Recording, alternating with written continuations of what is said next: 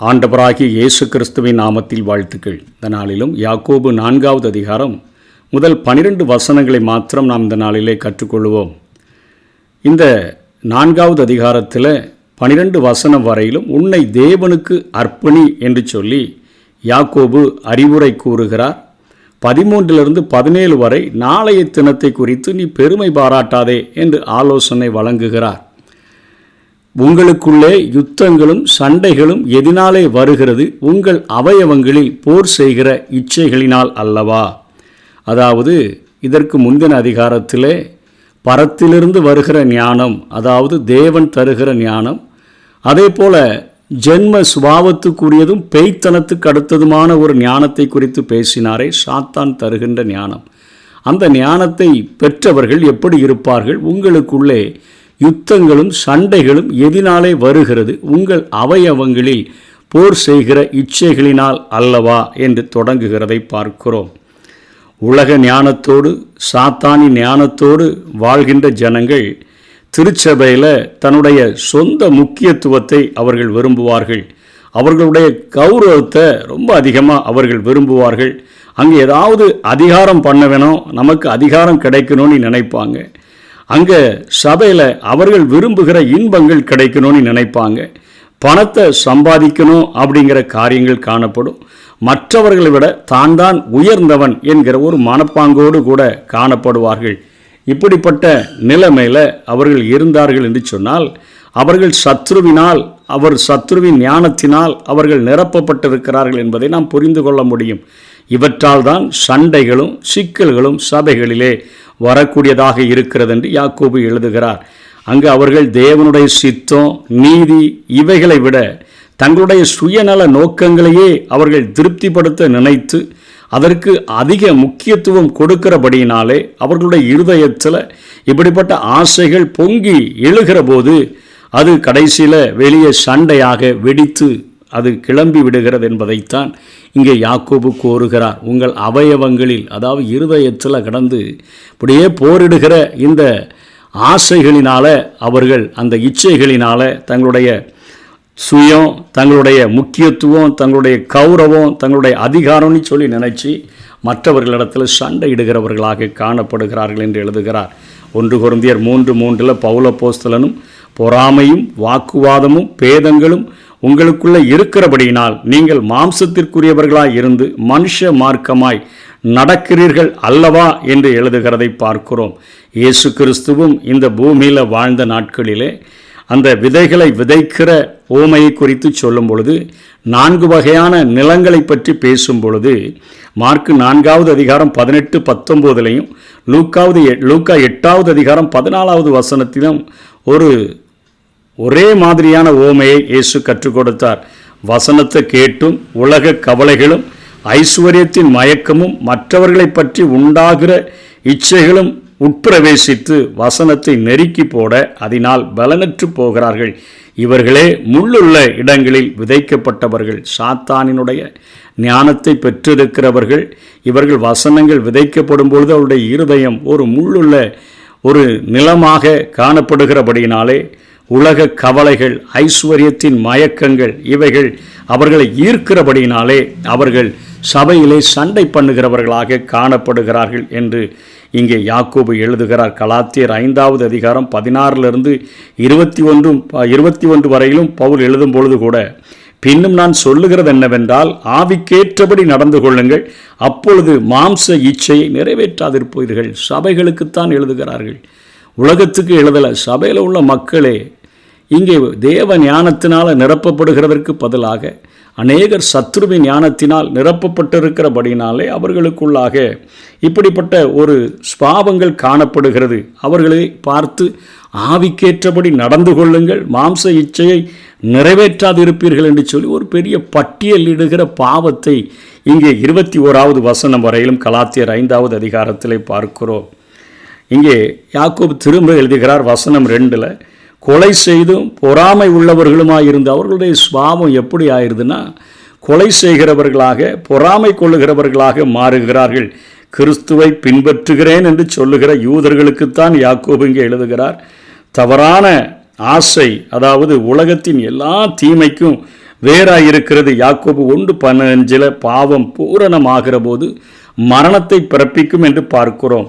ஆகவே இவர்கள் இப்படிப்பட்ட சுயநல நோக்கத்தோடு கூட இருக்கிறபடினால கடைசியில் தங்களுடைய லாபத்திற்காக கொலை செய்யவும் கூட அவர்கள் துணிந்து விடுகிறார்கள். பொறாமை கொள்ளுகிறவர்களாக இருக்கிறார்கள். தன் சகோதரனை மூடன் என்று சொல்லுகிறவன், தன் சகோதரனை பகைக்கிறவன் என்றெல்லாம் இயேசு மலை பிரசங்கத்திலே பிரசங்கித்தார். அதே போல இவர்கள் கொலைகாரர்களாக கூட மாறிவிடக்கூடியவர்களாக இருக்கிறார்கள். இவர்கள் விண்ணப்பமும் பண்ணுகிறதில்லை. விண்ணப்பம் பண்ணுகிறதற்கு பதிலாக, ஜெபிப்பதற்கு பதிலாக சண்டையிடவும் வாக்குவாதம் பண்ணவும், மேலும் தங்களுக்கு வேண்டியதை அடைய கொலையும் செய்யவும் அவர்கள் விரும்புகிறார்கள். ஜெபிப்பதற்கு பதிலாக ஜெபிப்பதற்கு மாறான காரியங்களைத்தான் அவர்கள் நினைக்கிறார்கள் என்று இங்கே யாக்கோபு எழுதுகிறார். அதனை தொடர்ந்து அவங்க ஜெபம் பண்ணால் கூட எப்படி ஜெபம் பண்ணுறாங்க? விண்ணப்பம் பண்ணாலும் பெற்றுக்கொள்ளாமல் இருக்கிறார்கள். ஏன்னா கேட்கிற எல்லாவற்றையும் தேவன் நமக்கு தருவதில்லை என்பதை அவர்கள் புரிந்து கொள்ளுகிறதில்லை. அப்படி தந்தாலும் அது நம்மை சுயநலவதியாக அது மாற்றக்கூடியதாக இருக்குது. எதை கேட்டாலும் தந்தால் நமக்கு அது நம்மை சுயநலமாக மாற்றிவிடும். ஏனென்று சொன்னால் சில பெற்றோர்கள் சில நேரங்களில் தங்கள் பிள்ளைகள் கேட்கிற காரியங்கள் நன்மையோ தீமையோ எதை கேட்டாலும் வாங்கி கொடுத்து விடுகிறார்கள். ஆனால் தேவன் அப்படி செய்கிற தேவன் அல்ல. ஆண்டவர் இன்றைக்கு அதிகாரத்துக்காக ஜெபம், ஐஸ்வர்யத்துக்கான ஜெபம், எனக்கு கணம் கிடைக்கணும்னு ஜெபிக்கிற ஜெபம், எனக்கு இன்பம் கிடைக்கணும்னு ஜெபிக்கிற ஜெபம், சுயநலமாய் ஜெபிக்கிற ஜெபம், இவங்களை ஆண்டவர் விரும்புகிறதில்லை.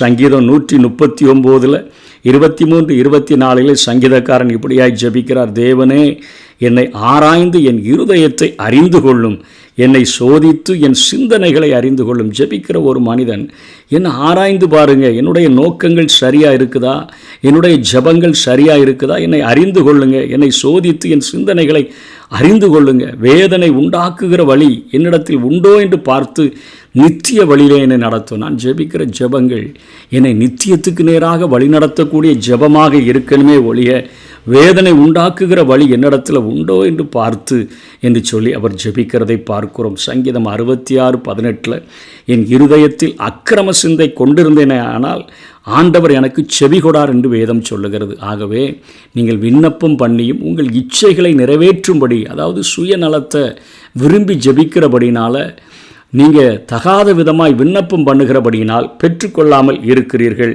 என்று சொல்லப்படுகிறதை பார்க்கிறோம். மத்தேயு 6வது அதிகாரத்தில் ஒரு ஜெப மாதிரியை எந்த சாராம்சங்கள் அடங்கி இருக்க வேண்டும் என்று இயேசுவே 9வது வசனத்திலிருந்து 13வது வசனம் வரையிலும் அவர் பேசுகிறார்.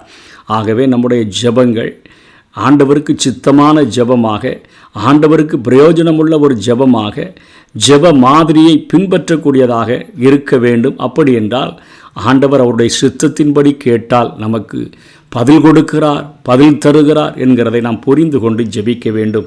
அதனைத் தொடர்ந்து விபச்சாரிகளே, உலக சிநேகம் தேவனுக்கு விரோதமான பகை என்று அறியீர்களா?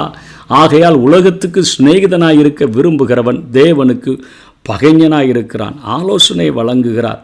நம்ம ஆண்டவருக்கு எப்படி அர்ப்பணிக்க வேண்டும் என்கிற ஆலோசனையை அவர் தொடர்ந்து வழங்குகிறதை பார்க்கிறோம். ஏசாயா 54:5 உன் சிருஷ்டிகரே உன் நாயகர், சேனைகளின் கர்த்தர் என்பது அவருடைய நாமம், இஸ்ரவேலின் பரிசுத்தர் உன் மீட்பர், அவர் சர்வ பூமியின் தேவன் என்னப்படுவார். இந்த உலகத்தில் ஆண்டவரை தொழுது கொள்கிறவர்கள், ஆண்டவரை நேசிக்கிறவர்கள் அவரை இறுக பிடித்து கொள்ள வேண்டும். மற்ற எந்த காரியத்தையும் அவரை விட அதிகமாக நேசிக்கக்கூடாது. நேசித்தால் அவர்கள் ஆவிக்குரிய விசாரம் செய்கிறவர்களாக காணப்படுகிறார்கள் என்பதுதான் யாக்கோபினுடைய கருத்து. ஒருவேளை சபையில் சரீரப்பிரகாரமாக ஒரு சிலர் இப்படிப்பட்ட பாவத்தை செய்திருந்தாலும் இவர் இங்கே சொல்லுகிற கருத்து என்ன? விபச்சாரிகளே, உலக சிநேகம் தேவனுக்கு விரோதமான பகை என்று அறிகிறீர்களா? அடுத்த வார்த்தை உலக சிநேகம் என்று சொல்லுகிறார். ஆகையால் உலகத்துக்கு சிநேகிதனாயிருக்க விரும்புகிறவன் தேவனுக்கு பகைஞனாயிருக்கிறான் என்று சொல்லி பார்க்கிறோம். எரேமியா 3:20 ஒரு மனைவி தன் புருஷனுக்கு துரோகம் செய்வது போல இஸ்ரவேல் வம்சத்தராகி நீங்கள் எனக்கு துரோகம் செய்தது மெய் என்று கர்த்தர் சொல்லுகிறார். ஆண்டவரை தவிர இந்த உலகத்தில் எதிர் மேலே அதிக ஆசை வைக்கிறோமோ, அதிக ஸ்நேகம் வைக்கிறோமோ, அது நாம் ஆவிக்குரிய விபச்சாரம் செய்கிறோம் என்று தான் வேதம் நம்மை எச்சரிக்கிறது. 1 யோவான் 2வது அதிகாரம் 15 17 வரையிலும் அங்கே யோவான் எழுதுகிறார், உலகத்தில் உள்ளவைகளிலும் அன்பு கூறாதிருங்கள். ஒருவன் உலகத்தில் அன்பு கூர்ந்தால் அவனிடத்தில் பிதாவின் அன்பில்லை. ஏனெனில் மாம்சத்தின் இச்சையும் கண்களின் இச்சையும் ஜீவனத்தின் பெருமையும் ஆகிய உலகத்தில் உள்ளவைகள் எல்லாம் பிதாவினால் உண்டானவைகள் அல்ல, அவைகள் உலகத்தினால் உண்டானவைகள். உலகமும் அதன் இச்சையும் ஒளிந்து போம்.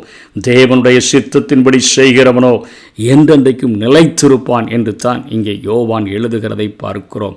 உலகத்தின் பாவங்களை தழுவிக்கொள்ளுதல், உலகத்தின் கொள்கைகளை பின்பற்றுதல், தீமையான இன்பங்களை நாடுதல், இவைகள் எல்லாம் இந்த பாவத்திற்குள்ளாக அடங்குகிறது. இதை செய்கிறவர்களைத்தான் இங்கே யாக்கோபு விபச்சாரிகளே என்று அழைக்கிறதை பார்க்கிறோம்.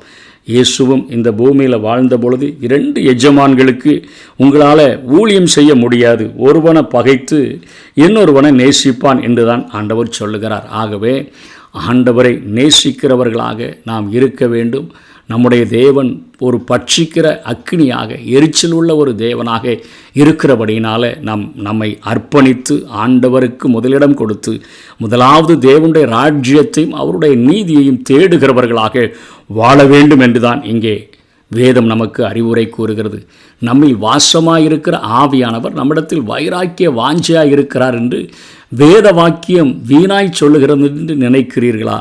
இயற்கையிலேயே மனித ஆவி தேவனை வெறுக்கிறது, தேவனை விரோதிக்கிறது. ஆனால் அவரால் உண்டாக்கப்பட்ட மனிதர்களையும் அது நேசிக்க அது விரும்பவில்லை. அவர்கள் அதற்கு பதிலாக சத்ருவினால் உண்டாக்கப்பட்ட கண்களின் இச்சை, மாம்சத்தின் இச்சை, ஜீவனத்தின் பெருமை, இந்த உலக சிற்றின்பங்களை அவர்கள் விரும்புகிறவர்களாக இருக்கிறார்கள். ஆனாலும் ஆண்டவர் பரிசுத்த ஆவியானவர் மூலமாக நமக்குள்ளாக தங்கி இருந்து எப்படியாவது அதிகமான கிருபைகளை கொடுத்தாவது அவர்களை தன் பக்கம் இழுத்துவிட வேண்டும், தேவனுக்கு ஒப்புரவாக்கி விட வேண்டும் என்று சொல்லி அவர் விரும்புகிறார் என்கிற ஒரு வாக்கு தத்தத்தையே இங்கே எழுதுகிறதை பார்க்கிறோம். 6ஆம் வசனத்தில் அவர் அதிகமான கிருபையை அளிக்கிறாரே. உலகத்தை வெறுத்து மற்றவர்களை நேசித்து ஆண்டவரை நேசித்து அவரிடத்தில் வர வேண்டும், அவருடைய மீட்பின் திட்டத்தை நாம் நம்ப வேண்டும், விசுவாசிக்க வேண்டும், ரட்சிப்படைய வேண்டும் என்பதற்காக தேவன் அதிகமான கிருபைகளை தருகிறார். அவர்தான் அதனால் வைராக்கிய வாஞ்சையாய் நம்மிலே வாசமாயிருக்கிற ஆவியானவர் எப்பொழுதுமே நம் ஆண்டவருடைய சொத்தாக இருக்க வேண்டும் என்று விரும்புகிறார் என்கிற காரியத்தை எழுதுகிறார். தேவன் பெருமை உள்ளவர்களுக்கு எதிர்த்து நிற்கிறார், தாழ்மை உள்ளவர்களுக்கோ கிருபை அளிக்கிறார் என்று சொல்லியிருக்கிறது. தாழ்மையாய் நம்மை அர்ப்பணித்து தேவனுக்கு கீழ்ப்படிந்தோம் என்று சொன்னால், தேவனுடைய சட்டத்திட்டங்களுக்கு அவர் கொடுக்கிற ஆலோசனைகளுக்கு கீழ்ப்படிந்தோன்னு சொன்னால், நாம் பிசாசுக்கு எதிர்த்து நிற்கும் பொழுது அவன் நம்மை விட்டு ஓடி போவான். கீழ்ப்படியாமல் அர்ப்பணிக்காமல் எதிர்த்து நின்றோன்னு சொன்னால் சத்துரு நம்மை ஓட விரட்டி விடக்கூடிய சூழ்நிலைகள் உண்டாகிவிடும். ஆகவே தேவனிடத்தில் சேருங்கள், அவரிடத்தில் ஒப்புரவாகுங்கள், அப்பொழுது அவர் உங்களிடத்தில் சேருவார், உங்களிடத்தில் ஒப்புரவாகுவார். பாவிகளே உங்கள் கைகளை சுத்தம் பண்ணுங்க. முழுமையான ஒரு ரட்சிப்பை எழுதுகிறார். கைகளின் கிரியைகள் சுத்திகரிக்கப்படட்டும் எழுதுகிறார். இருதயங்கள் சுத்திகரிக்கப்படட்டும், இருதயங்களை பரிசுத்தமாக்குங்கன்னு இங்கே யாக்கோபு ஆலோசனை வழங்குகிறார். ஏசாயா 1ஆவது அதிகாரம் 16 17 சொல்லப்பட்ட காரியங்களை இங்கே பேசுகிறதை பார்க்கிறோம்.